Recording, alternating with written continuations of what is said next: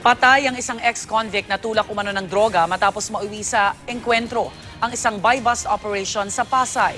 Nagbabalik si Mav Gonzalez.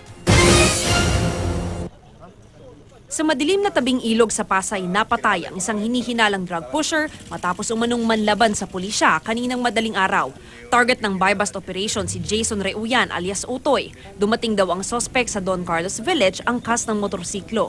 Nang magkabayaran na para sa 500 pisong halaga ng shabu, nakatunog daw ang suspect na pulis ang katransaksyon kaya nagpaputok ito.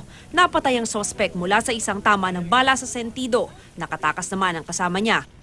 Ang nakatransaksyon lamang nila ay yung suspect na naipagbarilan nga. Habang itong isang tao naman na hindi natin nakilala, nakasakay sa isang motorcycle, na siyang nag-aabang sa isang dimly portion. So parang isang getaway vehicle nila yon. Nakuha sa suspect ang isang revolver, 3 sachet ng hinihinalang shabu at 500 pisong buy-bust money. Base sa inisyal na investigasyon, ex-convict mula Las Piñas si Reuyan dahil sa mga kaso ng droga at murder. Nasa drug watchlist din siya ng pulisya. Naitanong naman sa pulisya kung bakit walang suot na panyapak ang suspect kung buy-bust operation ito. Hindi na natin matiyak kasi minsan alam mo yung once in the rush na transaksyon nila sa drugs, so kahit nakachinelas ka o nakaboxer ka, once na may bibili sa'yo, automatic yan, you make on the hurry eh. Dahil siyempre ano yan customer yan eh.